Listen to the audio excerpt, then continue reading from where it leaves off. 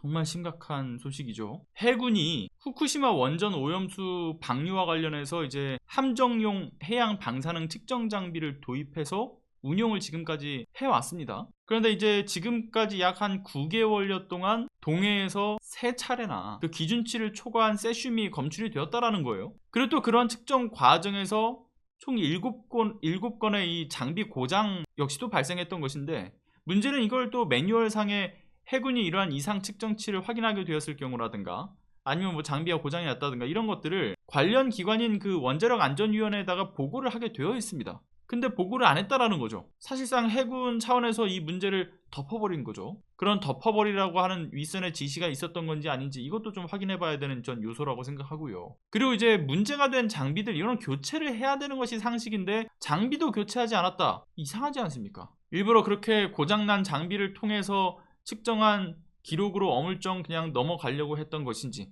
이렇게 문제가 없다 봐라, 그것도 의심이 되고요. 자, 그런데 이 기준치를 넘어선 세슘, 이게 세슘 134 부분이 특히나 기준치를 넘어섰다라는 건데, 자, 일례로 이제 그 세계보건기구가 이제 음용수 기준치로 나타내고 있는, 그러니까 리터당 10 베크렐의 수치, 그것보다도 2배가량인 20.87 베크렐이 또 측정이 되었다라는 거고요. 근데 이게 정말 문제가 심각한 거예요. 이 세슘이라고 하는 거 근육에 축적이 되고요, 위장에 쉽게 흡수가 된다라고 알려져 있지 않습니까? 근데 그 이유가 뭐냐면 세포 내에서 칼륨하고 이 세슘이 구별이 사실 안 된대요. 이 몸속에서 이제 인체가 받아들였을 때는. 그러니까 이 몸의 조직 안에서 쉽게 흡수가 되는 특성을 지니고 있는데, 이렇게 이게 흡수가 된 게 축적이 되면 암을 발생시키거나 또는 이 백혈구 감소에도 영향을 미치는 거고요. 그리고 이러한 그 체내에 축적된 세슘의 경우에는 이게 상당 기간 또 몸속에 머무르게 되는데, 세슘 137의 경우에는 이게 30여 년간 그 남아있는다라고 하는 거고, 세슘 134 같은 경우는 한 2년 정도 될 겁니다. 근데 이게 지속적으로 이렇게 머물면서 인체에 영향을 끼치는 것인데, 중요한 건 세슘은 두 가지입니다. 베타선과 감마선 둘 다 나와요. 근데 감마선은 투과력이 이제 강하다 보니까 뚫고 몸 밖으로 나온다라고 하는 건데, 베타선의 경우는 좀 다르죠. 투과력이 약해서 이게 피부를 뚫고 들어오지는 못한다라고는 해도 반대로 이게 몸속으로 들어와도 또 같은 효과를 내니까 배출되지가 않는 거죠. 그러니까 그 안에서 흡수가 되거나 또는 그 안에서 이렇게 핑퐁 게임하면서 점차 이게 내부 피폭의 문제를 확산시킨 거나 뭐 이런 문제가 계속 일으켜진다라고 제가 여러 차례 관련돼서 말씀을 드린 바가 있었는데, 그런데 그런 세슘이 이게 동해에서 기준치 이상의 측정값이 나왔다라는 것인데, 이런 식의 대응을 하고 있었다는 게 얼마나 충격적입니까? 심지어는 이상 측정치에 대해서는 이제 그 해군이 생산업체의 의견만 듣고서 단순한 운용 프로그램 오류로 처리를 했을 뿐만이 아니라, 심지어는 그 측정값을 측정 가능한 최소 방사능 수치 이하로 수정을 합니다. 그러니까 사실상 측정이 무의미해진 거죠. 무엇보다 이런 과정 속에서 원안 위에다가 이제 보고를 했어야 되는 것도 당연한 아주 적법한 절차였던 것인데, 이것도 무시했지.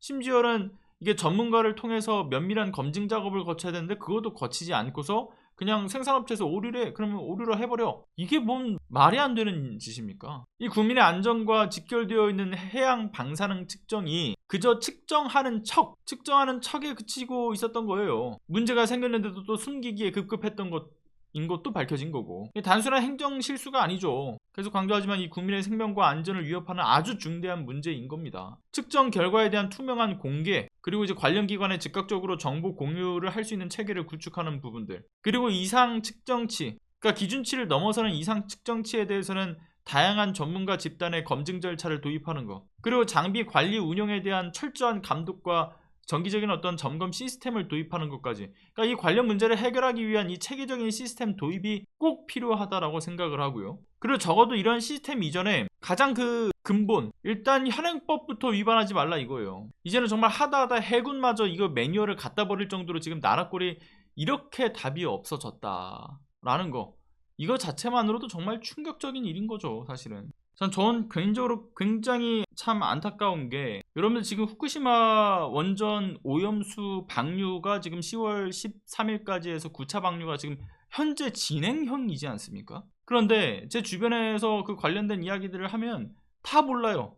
방류하고 있었어? 모르고 있고요. 그리고 이 모니터링, 해양 모니터링하는 그 예산 삭감 60% 이상 삭감된 거 아무도 모릅니다. 문제는 나날이 지금 더 심각해져 가고 있고, 이 후쿠시마 원전 오염수는 9차 이제 앞으로도 계속 이제 방류될 예정이 지금 되어 있는데 무뎌져 있는 거예요 지금 이 심각성이. 제가 그 예전에도 말씀드렸지만 이 후쿠시마 원전 오염수의 문제는 정말 이게 제가 심각해서 매번 말씀드리는 거고, 특히 이 후쿠시마 원전 오염수 안에 들어가 있는 그 방사성 핵종이 2천여 개지 않습니까? 2천여 개. 그 2천여 개 중에서 지금 일본 정부가 이제 그 투명하게 공개하겠다라고 했던 정보값이 지금 몇 개나 남았냐고요. 3개예요. 3개. 제가 저번에도 말씀드렸던 것처럼 제가 도쿄전력 그 관련된 발표 자료들 쭉 보고 있단 말이에요. 세슘 134, 137 그리고 삼중수소 요 3개 말고는 공개를 안 해요. 2천여 개 핵종 중에서 64가지만 그 검증하면 된다. 나머지는 다 기준치 이하기 때문에 상관없다라고 일본 정부가 처음에 이제 내세웠던 거고, 그리고 근데 64가지 중에서 62가지만 알프스를 통해서 거쳐가면 또 문제가 없다라고 이야기를 또 바꿨고, 그래서 이제 그 데이터를 검증한 것들을 쭉 올리겠다고 하더니만 갑자기 그 30개 정도를 이제 공개 데이터로 올리다가 그걸 또 9개로 줄이지 않나. 그 9개가 또 지금 3가지로 줄여버린 이런 문제들. 이게 지금 일본 정부는 끊임없이 이거를 덮기 위해서 우리가 이 관심이 좀 멀어졌을 그 시점에 이런 수작질들을 펼치고 있는 거고, 윤석열 정부는 또 그러한 일본의 수작질을 눈감아주면서 오히려 일본 정부의 대변인 역할을 하고 있고, 그리고 이들이 이제 항상 제가 뭐 저번에도 얘기했지만 그 고시 농도비라고 하는 게 중요하다고 말씀드렸는데, 고시 농도비를 1을 넘지 않으면 된다. 이거 완전히 지금 얘네들이 그걸 축소하기 위한 대표적인 수작질 중 하나인데, 고시 농도비를 1을 넘으면 안 된다.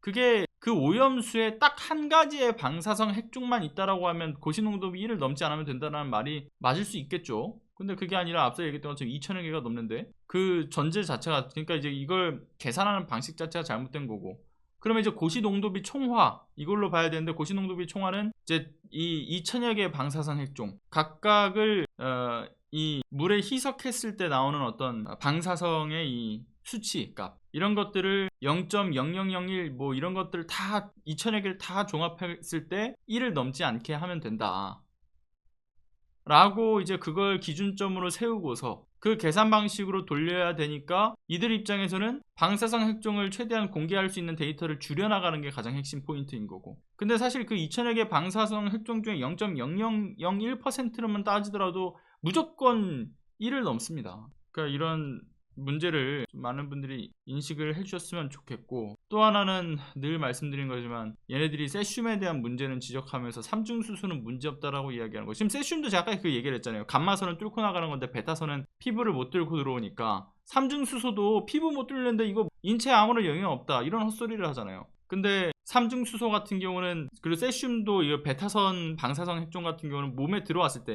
뭐 입으로 먹든 흡입을 이렇게 했던 어쨌든 간에 몸 안으로 들어오면은 안 나간다라는 거고 내부 피폭을 일으킨다는 건데, 삼중수소의 성질은 예전에 우리가 그 모기살충제로 썼던 그 DDT 그거랑 또 비슷하게 이게 상위 기체로 갈수록 이 안에 있는 방사성 핵종이 증식을 하는 거고, 그래서 DDT의 그 가장 문제가 뭐였습니까? 이 모기 잡겠다고 뿌렸던 게 나중에 가니까 맹금류와 같은 최상위 계층에서의 이 생태계가 무너졌다. 지금 이 방사성, 그러니까 오염수의 문제가 우리에게 미치는 영향이 같은 형식으로 이뤄질 가능성이 매우 높다라는 거. 이런 거는 또 수많은 어떤 관련 보고서에서도 드러나는 이야기들이고요. 이러다가 진짜 다 죽는다. 특히나 가장 취약한 계층이 어딥니까? 어린아이들. 그리고 이제 어르신들. 그리고 이걸 단순히 해양 오염 정도로만 볼 수 있는 게 아니라 이 해양과 연결되어 있는, 결국은 이 뭐라 해야 될까요? 지하수도 오염시킬 수 있는 거고, 지하수 오염과 이 토지까지 같이 함께 오염시킬 수 있는 영향까지 미칠 수 있는 것들을 고려했을 때 이게 문제는 우리가 상상하는 것 그 이상이다라는 지적들은 계속 있는데 왜 이럴까요? 이 정부는 진짜